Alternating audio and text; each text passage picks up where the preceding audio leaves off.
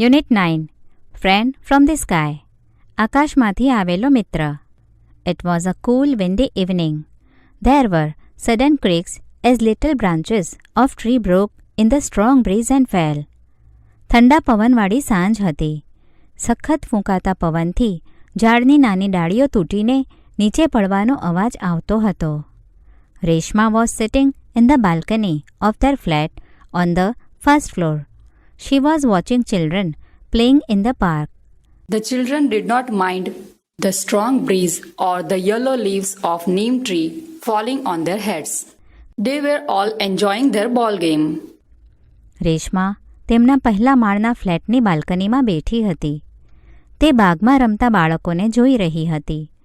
બાળકોને સખત ફૂંકાતા પવન કે તેમના માથા પર પડતા લીમડાના પીળા પડી ગયેલા પાંદડાની પરવા નહોતી. તેઓને તેમની દડાની રમતમાં મજા પડતી હતી. Reshma, come inside, called her mother from inside the house. It is too cool and windy. You might catch a cold. Reshma, અંદર ચાલ. ઘરમાંથી તેની માતાએ તેને બોલાવી. ખૂબ જ ઠંડી અને પવન છે. તને શરદી થઈ જશે. 5 minutes more, mummy. Reshma was also enjoying the game from the distance. Reshma loved to watch children shouting in excitement. Mummy, 5 minute. Reshma પણ દૂરથી રમતની મજા લઈ રહી હતી. ઉત્તેજનામાં દેકારો કરતા બાળકોને જોવાનું રેશમાને બહુ ગમતું. Reshma could not play. She could just sit in her wheelchair and watch the life outside from her balcony. She was 14 years old and a spastic. A spastic is a person who has no control over his or her hands and legs from birth. Reshma could not walk or even button up her shirt. Reshma રમી શકતી નહોતી. તે માત્ર તેની વ્હીલચેરમાં બેસી તેની બાલ્કનીમાંથી બહારનું જીવન જોઈ શકતી. તે 14 વર્ષની હતી. સ્પેસ્ટિક હતી. સ્પેસ્ટિક એટલે એક એવી વ્યક્તિ જેને જન્મથી જ તેના હાથ પગ પર કાબૂ નથી. રેશમા ચાલી શકતી નહોતી કે તેના શર્ટના બટન પણ બીડી શકતી નહોતી. But she could crawl and had learned to use a spoon to eat and to handle her wheelchair. She went to a special learning center. She was given speech therapy there. She also learned some subjects and some exercises. પણ તે ભાખડીએ ચાલી શકતી અને તેણે જમવા માટે ચમચીનો ઉપયોગ કરવાનું અને પોતાની વ્હીલચેર ચલાવવાનું શીખી લીધું હતું. તે એક વિશેષ શિક્ષણ કેન્દ્રમાં જતી. ત્યાં તેને બોલવાની તાલીમ એટલે કે ઉપચાર આપવામાં આવતો. તે કેટલાક વિષયો અને કેટલીક કસરતો પણ શીખતી. Reshma felt very lonely. She had no friends. All the neighboring children were busy with their own schools and games. Reshma's favorite Pastime was to watch the children playing in the street or the park. રેશમાને ખૂબ એકલવાયું લાગતું. તેને મિત્રો નહોતા. પડોશના બધા જ બાળકો તેમની શાળા અને રમતોમાં વ્યસ્ત હતા. શેરીમાં કે બાગમાં બાળકોને રમતા જોવા એ તેનું ગમતું મનોરંજન હતું. Now the wind became stronger and the light became dim. But the children went on with their game. They were kicking a big red ball and jumping with the movement of the ball.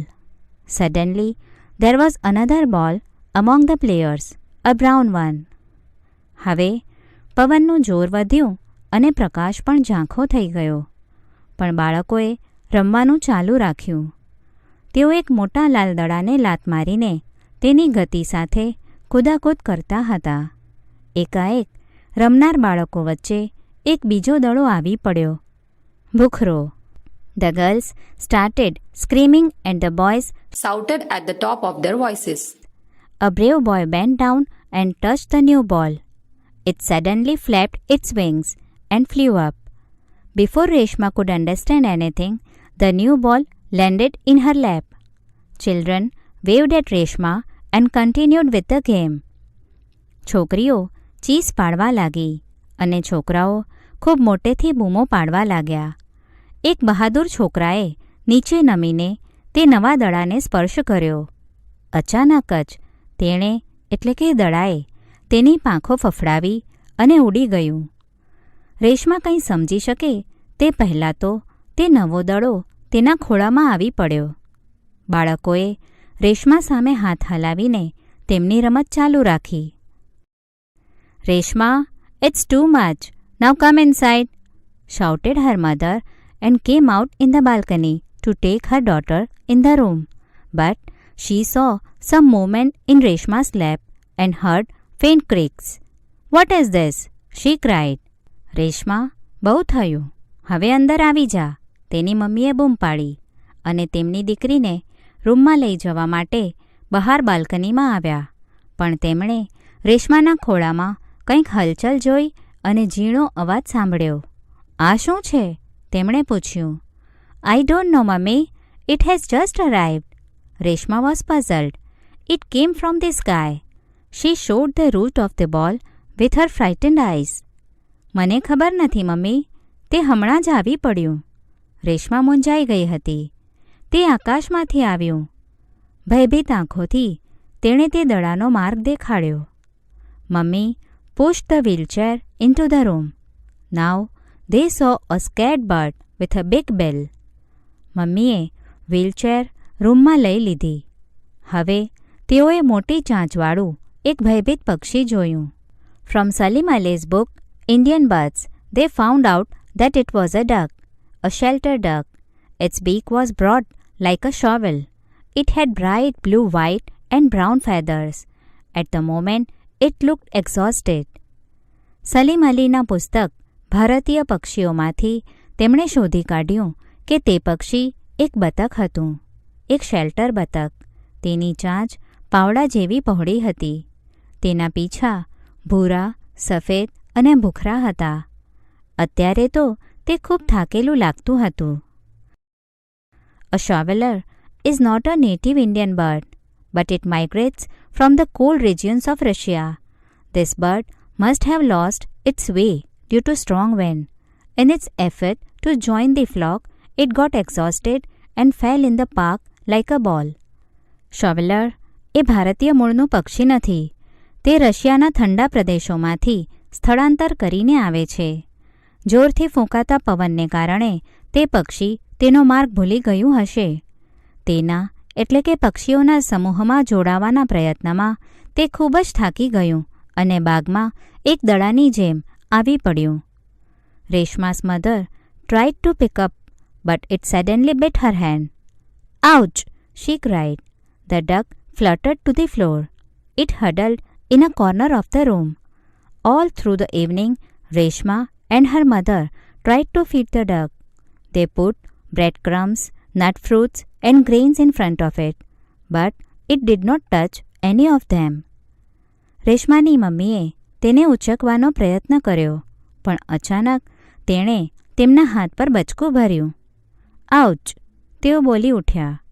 બતક પાંખો ફફડાવતું ભોંય પર આવી ગયું. તે રૂમના એક ખૂણાની હૂંફમાં જઈ બેસી ગયું. આખી એ સાંજ રેશમા અને તેની મમ્મીએ તે બતકને ખવડાવવાનો પ્રયત્ન કર્યો. તેમણે તેની સામે બ્રેડનો ભૂક્કો, શિંગદાણા, ફળ અને અનાજના દાણા મૂક્યા, પણ તેમાંનું કશુંય તેણે ખાધું નહીં. "Mummy, let's give him some rice and milk," suggested Reshma. Her mother mixed boiled rice, milk and sugar. She fed the bird with an ink filler. The shoveler liked it. His eyes brightened and he started fluttering wings, but he could not fly.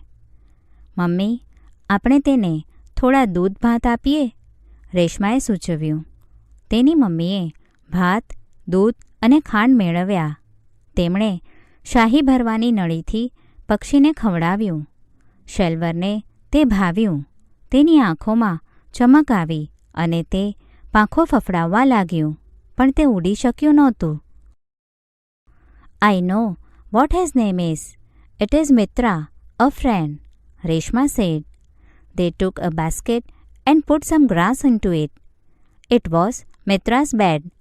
Reshma kept the basket with her and slept peacefully. When she woke up, she looked at the basket. It was empty. Reshma cried loudly, "Mitra, Mitra, where are you? Her mummy and papa searched in the house and at last found him near the water tub in the bathroom. મને તેનું નામ ખબર છે, મિત્ર છે, રેશમાએ કહ્યું. તેમણે એક ટોપલી લઈ તેમાં થોડું ઘાસ મૂક્યું. તે મિત્રની પથારી હતી. રેશમાએ ટોપલી પોતાની પાસે રાખી અને શાંતિથી ઊંઘી ગઈ. સવારે જાગીને તેણે ટોપલી જોઈ. તે ખાલી હતી. રેશમાએ મોટેથી બૂમ પાડી, મિત્ર, મિત્ર તું ક્યાં છે? તેની મમ્મી અને પપ્પાએ આખા ઘરમાં તપાસ કરી અને અંતે બાથરૂમમાં પાણીના ટબ પાસે તે મળ્યું. At around 7:30, the doorbell rang. Reshma was feeding breakfast to the duck. Mummy opened the door. Reshma was happily surprised to see a group of children in uniform. Auntie, can we see the bird? They said. સવારે લગભગ 7:30 વાગે doorbell વાગી. રેશમા બતકને નાસ્તો ખવડાવી રહી હતી. મમ્મીએ બારણું ખોલ્યું. ગણવેશમાં બાળકોની ટોળી જોઈને રેશમાને આશ્ચર્ય થયું. આંટી, શું અમે પક્ષી જોઈ શકીએ છીએ? તેમણે પૂછ્યું. Mummy took them to Reshma's wheelchair. The children greeted Reshma with fresh smiles. They were thrilled to see the bird in Reshma's lap. He is Mitra. Reshma introduced the new friend. How lovely, they said. They helped Reshma to hold the bird while Reshma fed him with an ink filler. Mummy તેમને રેશમાને wheelchair પાસે લઈ ગયા. બાળકોએ તાજગીભર્યા સ્મિત સાથે રેશમાનું અભિવાદન કર્યું. રેશમાના ખોળામાં પક્ષી જોઈને તેઓ રોમાંચિત થઈ ગયા. તે મિત્ર છે. રેશમાએ નવા મિત્રની ઓળખાણ કરાવી. કેટલું સુંદર, તેઓ બોલ્યા. રેશમા શાહી ભરવાની નળીથી તેને ખવડાવી રહી હતી ત્યારે તેઓએ રેશમાને પક્ષી પકડવામાં મદદ કરી. They had to leave soon to catch the school bus. We will be back in the afternoon, Reshma. Oh, sure. Do come. We'll play with Mitra. He is so loving, said Bansi. We will make him strong, said Kanu. It is difficult to make new friends for Mitra because he is lame, said Anita. શાળાએ જવાની બસમાં સમયસર પહોંચવા માટે તેઓએ વહેલા જવું પડ્યું. રેશમા, અમે બપોરે ફરી આવીશું. ચોક્કસ આવજો. આપણે મિત્ર સાથે રમીશું. તે કેટલું પ્રેમાળ છે, બંસીએ કહ્યું. આપણે તેને સશક્ત કરીશું, કનુએ કહ્યું. મિત્ર માટે નવા મિત્રો બનાવવા કઠિન છે કારણ કે તે લંગડું છે, અનિતાએ કહ્યું. After this incident, the neighboring children became very friendly with Reshma. They could realize that Reshma must have felt bad because they did not play with Reshma. આ પ્રસંગ પછી પડોશના બાળકો રેશમાના ખૂબ સારા મિત્રો બની ગયા. તેઓને સમજાયું કે તેઓ રેશમા સાથે રમતા નહોતા એટલે રેશમાને ખૂબ ખરાબ લાગ્યું હશે. Next day the children came in the evening. Anju had a thick book with her. See, we can read all about ducks in this book. We want to make Mitra very strong. He should be able to fly. બીજા દિવસે સાંજે બાળકો આવ્યા. અંજુ પાસે એક જાડું પુસ્તક હતું. જુઓ, આપણે આ પુસ્તકમાં બતકો વિશે બધું જ વાંચી શકીશું. આપણે મિત્રને ખૂબ સશક્ત કરવા માંગીએ છીએ. તે ઉડી શકવું જોઈએ. Mitra must have come here from 100 kilometers, Reshma said. મિત્ર 100 કિલોમીટર દૂરથી અહીં આવ્યું હશે, રેશમાએ કહ્યું. Not hundreds, thousands, corrected Anju. And he must fly back thousands of kilometers to his home again. સેંકડો નહીં, હજારો, અંજુએ ભૂલ સુધારી અને તેણે તેના ઘરે પહોંચવા માટે પાછું હજારો કિલોમીટર ઉડવું પડશે. Yes, we will make him very strong. Reshma was delighted. હા, આપણે તેને ખૂબ સશક્ત બનાવીશું. રેશમા ખૂબ ખુશ થઈ. For the next 10 days, Mitra was treated like a royal guest. Everyone brought something for him. The book was their kitchen guide for Mitra. They all caressed and played with him. Mummy had never seen Reshma so happy and hopeful. પછીના 10 દિવસ મિત્રની સરભરા એક બાદશાહી મહેમાન જેવી કરવામાં આવી. દરેક જણ તેના માટે કંઈ ને કંઈ લઈ આવતા. તે પુસ્તક મિત્ર માટેનું તેમનું માર્ગદર્શન હતું. તેઓ બધા જ તેને પંપાડતા અને તેની સાથે રમતા. મમ્મીએ રેશમાને આટલી ખુશ અને આશાવાદી કદી જોઈ ન હતી. Finally the day of departure for their dearest friend arrived. Reshma's father took all the children and the duck to a nearby lake. The children lifted Mitra from Reshma's lap and gently put him in the water. છેવટે તેમના સૌથી પ્રિય મિત્રના વિદાયનો દિવસ આવ્યો. રેશમાના પિતા બધા બાળકોને અને બતકને એક નજીકના તળાવ પર લઈ ગયા. બાળકોએ રેશમાના ખોળામાંથી મિત્રને ઊંચક્યું અને હળવેથી તેને પાણીમાં છોડી મૂક્યું. It slowly started swimming. It shoveled the water with his broad beak. Children were happy to see the happiness of their friend. Suddenly, Mitra disappeared. All stood worried, looking for him with wide eyes. And Mitra popped up from water with a small fish in his beak. ધીમે ધીમે તે તરવા લાગ્યું. તે તેની પહોળી ચાંચથી પાણીમાં હલેસા મારવા લાગ્યું. બાળકો તેમના મિત્રની ખુશી જોઈને ખુશ હતા. અચાનક જ મિત્ર અદૃશ્ય થઈ ગયું. સૌ તેમની આંખો પહોળી કરીને તેને શોધતા ચિંતાતુર ઊભા રહ્યા અને મિત્ર તેની ચાંચમાં એક નાની માછલી લઈને પાણીની બહાર આવ્યું. Yee! All cried and jumped with joy. He has learnt it again.